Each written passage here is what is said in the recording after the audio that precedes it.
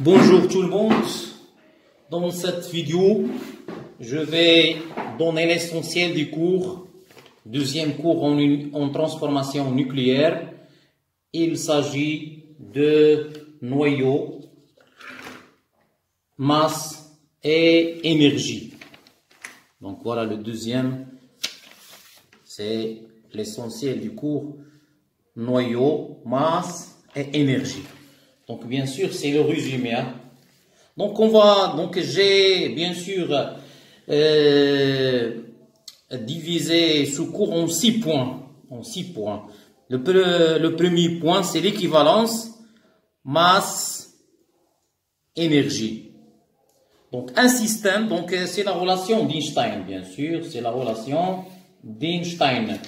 Donc un système Europo de masse m possède une énergie de masse. Donc cette énergie est appelée énergie de masse E, donnée par la relation. Donc la relation, elle est connue. À quoi est égal E?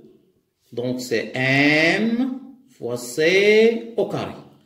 Donc E étant l'énergie en joules, M étant la masse du système en kilogrammes, et le C, c'est la vitesse de la lumière dans le vide, c'est en mètres par seconde. Voilà. Donc, je passe maintenant à l'unité. Donc, faites attention, l'unité de l'énergie, donc en nucléaire, c'est l'électron-volt. Donc, l'électron-volt, symbole EV, est une unité d'énergie adaptée à l'échelle microscopique, et on a un électron-volt égale à 1,6 fois 10 à la puissance moins 19 joules. Et on utilise aussi le MEV, le méga électron-volt. Donc, le méga électron-volt, c'est bien sûr 1,6 fois 10 à la puissance moins 13. 1 MeV égale à 1,6 fois 10 à la puissance moins 13 joules. Très bien. Maintenant, rapidement, on passe. Deuxième point, c'est l'énergie de liaison. Donc, l'énergie de liaison, j'ai bien sûr fait 3 points. Donc, on va commencer avec le défaut de masse. Le défaut de masse delta M. Donc, le défaut de masse delta M, c'est la différence entre la masse de ces nucléons, bien sûr, le défaut de masse d'un noyau. Donc, le défaut de masse d'un noyau et la différence entre la masse de ces nucléons pris séparément et la masse du noyau. Donc, on peut dire aussi, c'est la différence entre la masse du nucléon isolé et au repos et la masse du noyau au repos. Donc, comment on calcule ce défaut de masse? On calcule tout simplement en utilisant la relation delta M égale le nombre de protons Z fois la masse du proton plus A moins Z, c'est bien sûr le nombre de neutrons fois la masse du neutron, moins M, X à Z, c'est la masse du noyau. Voilà.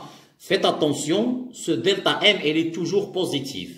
Elle est toujours positive. Faites attention. Si vous avez trouvé un résultat qui est négatif, donc refaire le calcul. Maintenant, je passe à l'énergie de liaison.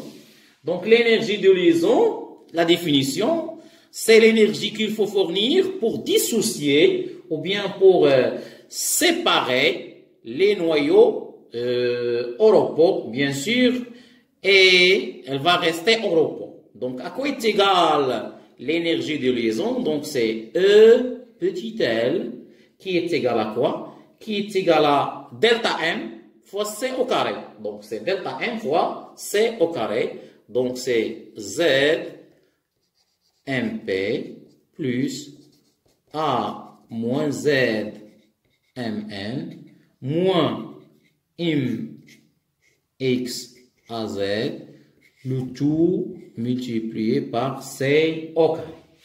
Donc, EL, il est toujours positif. Pourquoi? Parce que le delta M, il est positif et le C au carré, il est positif. Donc, je passe rapidement maintenant à l'énergie de liaison par nucléon. Donc, c'est une grandeur qui est importante en nucléaire. Pourquoi? On va voir pourquoi. Donc, l'énergie de liaison par nucléon est égale à l'énergie de liaison du noyau divisé par le nombre de nucléons. Donc, soit E égale EL sur A. EL sur A. Donc, ici, l'énergie de liaison, il est exprimé en, bien sûr, en joule ou bien en électron-volt. Donc, par exemple, on peut l'utiliser le mètre. Très bien. Donc, ici, EL, donc ici, pour l'unité, c'est en MeV par nucléon. En MeV par nucléon. C'est bon? Très bien. Donc, maintenant, on passe à une remarque. Donc, parce que dans l'examen, on vous donne deux énergies de liaison et on vous demande quel est le noyau le plus stable.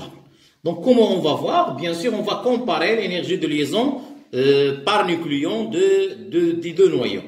Et la plus grande, c'est celle qui est plus stable. Donc, la remarque. Les noyaux stables sont ceux qui ont la plus basse, la plus grande énergie de liaison par nucléon et sont situés dans la partie inférieure de la courbe d'Aston.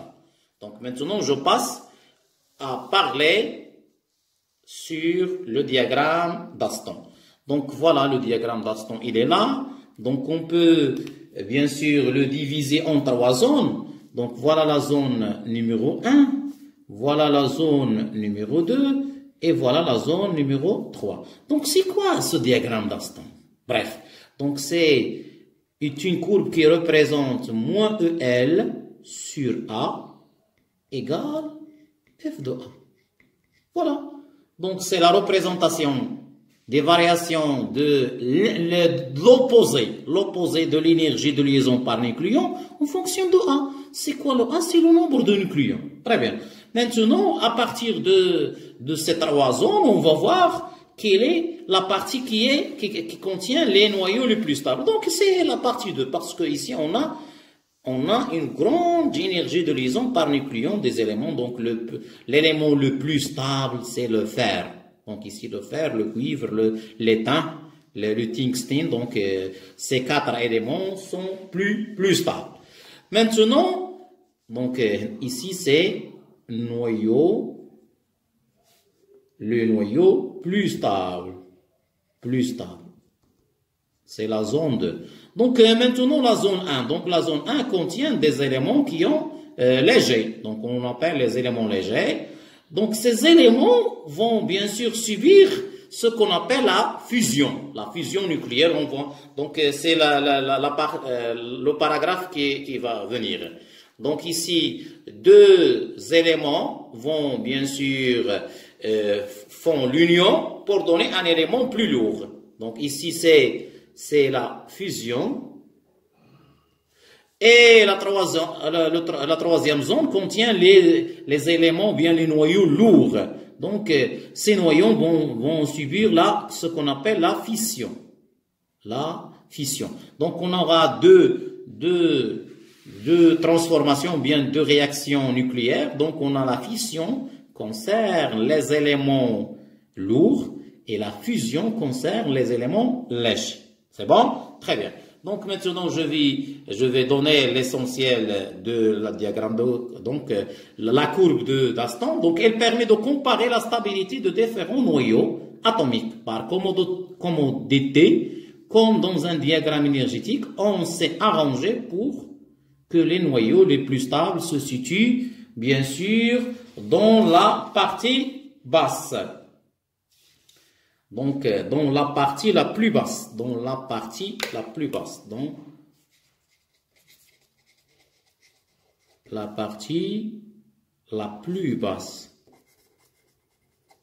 La plus basse, d'où la courbe. Donc, c'est donc dans cette partie-là. Donc, on a dit les éléments, le fer, le cuivre, etc., etc. C'est bon? Très bien. Donc, on passe maintenant rapidement à la fission et la fusion. Donc, je vais donner la définition et des exemples, bien sûr. Donc, pour la fission. Donc, la fission concerne la zone 3 du diagramme d'Aston. Donc, la fission nucléaire est une réaction nucléaire au cours de laquelle un noyau lourd qui a A supérieur à 200 donne deux noyaux plus légers sous l'effet d'un choc avec neutron. Donc, pourquoi on utilise le neutron? Parce qu'il n'est pas chargé. Donc, je répète la définition. La fission nucléaire est une transformation au cours de laquelle un noyau lourd donne deux noyaux plus légers sous l'effet d'un choc avec neutron. Donc, voilà, j'ai cité deux exemples ici. Donc, le premier exemple, on a l'uranium, 235-92. Donc, on va le bombarder avec un neutron. Regardez ici. On va bien sûr obtenir deux noyaux légers. Donc, c'est le strontium SR et le xénon XE. Regardez, mais plus, donc pour équilibrer, bien sûr, on a deux neutrons ici. Donc, je répète, l'uranium 235, on va le bombarder avec un neutron. On va obtenir deux noyaux plus légers, plus deux neutrons. Les deux noyaux sont le strontium SR94 et le xénon 140. Deuxième exemple, toujours l'uranium, toujours on va le bombarder avec un neutron. On va obtenir cette fois-ci le krypton 91 et le barium 142. Ici, on a trois neutrons. Bien sûr, ici, il faut toujours vérifier, bien sûr, la conservation de nombre de masse et de nombre de charges en utilisant ce qu'on appelle les lois de Saudy. C'est bon? Très bien. Maintenant, je vais passer à une remarque. Donc, c'est une remarque qui est très importante. Donc, remarque. Donc, la réaction de fission libère des neutrons et le processus peut se poursuivre. Donc, il y a bien sûr un enchaînement de réactions. Donc, cette réaction, on l'appelle, c'est une réaction en chaîne. En chaîne. C'est bon? Donc, on a une chaîne. Donc, il y a plusieurs réactions. Pourquoi? Parce que on a la production des neutrons. Maintenant, on passe à la fusion. Donc, c'est simple. La fusion nucléaire est une réaction nucléaire au cours de laquelle deux noyaux légers, bien sûr, c'est la zone 1, c'est la zone 1 de diagramme d'Aston. Donc, ici, on a la fusion parce qu'on a les éléments qui ont légers. Donc, je répète la définition. La fusion nucléaire est une réaction nucléaire au cours de laquelle deux noyaux légers forment un noyau plus lourd au cours d'un choc, bien sûr. Voilà l'exemple. On a H23, donc c'est le deutérium. Ici on a 2. Ici on a le tritium. Le tritium, on a 3,1. Donc D plus T donne He, c'est l'hélium. 4,2, donc pour équilibrer, on va ajouter un neutron N. Regardez ici, 2 plus 3, ça fait 5, 4 plus 1, 5. 1 plus 1, ça fait 2, il est là le 2.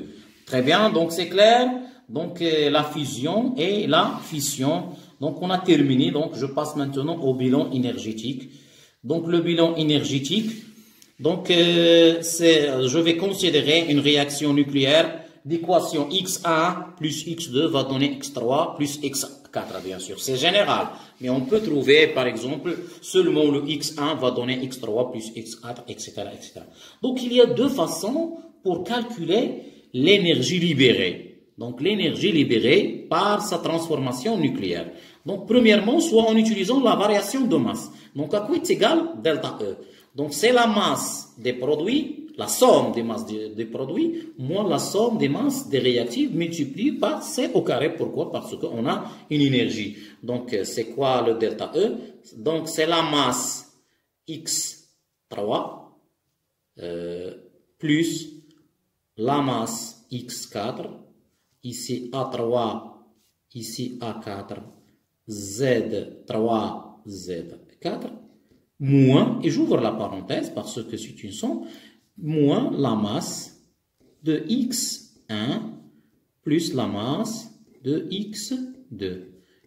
Et n'oubliez pas de multiplier par c au carré, donc c'est A1, ici c'est A2, c'est Z1, c'est Z2. Voilà la relation avec laquelle on calcule delta E. Donc, delta E, bien sûr, on peut le trouver dans la majorité des cas, c'est négatif. Et lorsqu'on vous demande de déterminer E libre, on fait la valeur absolue. Donc, maintenant, le deuxième cas, en utilisant les énergies de liaison des noyaux. Faites attention à ça. Donc, lorsqu'on utilise les masses, c'est les produits moins les réactifs. Mais lorsqu'on utilise les énergies de liaison, c'est le contraire. Donc, c'est l'énergie de liaison de X1, A1, Z1, plus l'énergie de liaison, donc c'est le plus ici, l'énergie de liaison de X2, A2, Z2, moins l'énergie, donc on peut faire bien sûr parenthèse, l'énergie de liaison de X3 plus l'énergie de liaison de X4. Est-ce qu'on va multiplier par C au carré? Non, parce qu'on parle ici de l'énergie. Donc c'est A3, A4, Z3 et Z4. C'est bon? Donc, je rappelle, lorsqu'on utilise les masses, c'est les produits, la masse, la somme des masses des produits moins la somme des masses des réactifs. Mais lorsqu'on utilise les énergies de liaison, c'est le contraire. En utilisant les énergies de liaison des réactifs, moins la somme des énergies de liaison des produits. Remarque, l'énergie libérée au cours d'une réaction nucléaire d'un échantillon contenant un noyau. Donc, c'est bien sûr E libéré, c'est la valeur absolue de delta E, mais on va multiplier par le N.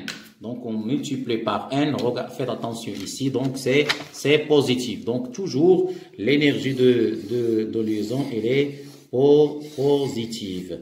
Voilà, maintenant, il me reste seulement le diagramme énergétique. Le diagramme énergétique, bien sûr, pour les sciences mathématiques et les sciences physiques.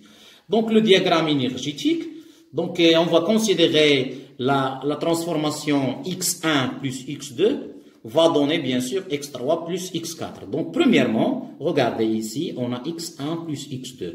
Donc, la première étape, il faut dissocier les nucléons. Donc, voilà. Donc, ici, on a le nombre de nucléons, c'est A1 plus A2 qui est égal à A3 plus A4. Et le nombre de protons, c'est Z1 plus Z2 qui est égal à Z4, Z3 plus Z4. Donc, comment on va obtenir le nucléon? Donc, bien sûr, on va donner l'énergie de liaison. Donc, c'est l'énergie de liaison. Donc, c'est EL de X1 plus EL de X2. Donc, ici A1, Z1 et ici X2, A2, Z2. C'est bon? Donc, lorsque ces nucléons vont s'associer, donc ils vont libérer une grande énergie, bien sûr c'est delta E. Donc comment on va obtenir ça? Bien sûr, donc il faut donner, donc regardez ici, donc ici cette énergie elle est positive, donc je signale ici que c'est l'énergie initiale, il est là, faites attention. Et ça c'est l'énergie finale. Donc, parfois, on vous donne ça dans l'examen et on vous détermine graphiquement quelle est l'énergie initiale et quelle est l'énergie finale, elle est là. Donc, maintenant, pour ça se transforme en X3 plus X4, donc il faut donner moins quoi? Moins l'énergie de liaison de X3, A3, Z3, plus l'énergie de liaison de X4. A4 et Z4. Maintenant, où est le delta L? Le delta L, il est là. Voilà le delta. Est-ce que le delta L, elle est positif ou bien négatif? Non, il est négatif parce que la partie négative, elle est grande. Donc, il va, bien sûr, s'orienter vers le bas. Voilà. Ici, le delta E. À quoi est égal delta E? C'est bien sûr E final moins E initial. C'est bon? Donc, on va faire un exemple maintenant. Un exemple. Donc, on va diagramme d'énergie d'une fission nucléaire. Donc, l'uranium 235, on va le bombarder avec un neutron. Donc, on va trouver le strontium plus le xénon plus 2 électrons. Donc, allez-y. Donc, ici, c'est l'énergie initiale. Il est là. Donc, c'est l'énergie initiale. Donc, la première des choses, donc, il faut séparer les nucléons. Donc, combien de nucléons ici? Donc, 235 plus 1. Donc, c'est 236. 236 nucléons, ça veut dire 1, virgule. Et combien de Z? C'est 92. 92 protons. C'est bon? Maintenant, on va trouver les produits, les réactifs. Donc, je vais noter ici, c'est SR plus XE plus 2 neutrons. 1, 0. Donc, c'est 140, 55, 94, 38. Donc, maintenant, pour passer de ça à ça, donc, il faut donner, donc, ici, j'ai oublié. Comment on va obtenir les nucléons séparés? Bien sûr, on va donner l'énergie de liaison de l'uranium. Donc, on va donner une énergie de liaison de l'uranium 235,92. Pourquoi? Parce que ici, le neutron, il ne possède pas une énergie de liaison. Donc, comment on va, bien sûr, transformer ces nucléons en ces produits? Bien sûr, on va donner deux énergies de liaison. Lesquelles? C'est l'énergie de liaison de SR et l'énergie de liaison de XE. Donc, c'est moins, la parenthèse, EL de SR plus EL de XE. Voilà, bien sûr. Donc, ici, c'est vers le bas, bien sûr. Donc, il faut dessiner comme ça. Voilà, c'est très simple. Donc, vers le bas, bien sûr. Maintenant, oui, le delta E, il est là. Le delta E, il est là. Il est dirigé vers le bas parce qu'il est négatif. Et ici, c'est l'énergie finale. Voilà, c'est bon. C'est bon. Donc, voilà, c'est très simple. C'est l'énergie, c'est le diagramme énergétique. Donc, merci pour votre attention et à la prochaine vidéo, Inch'Allah.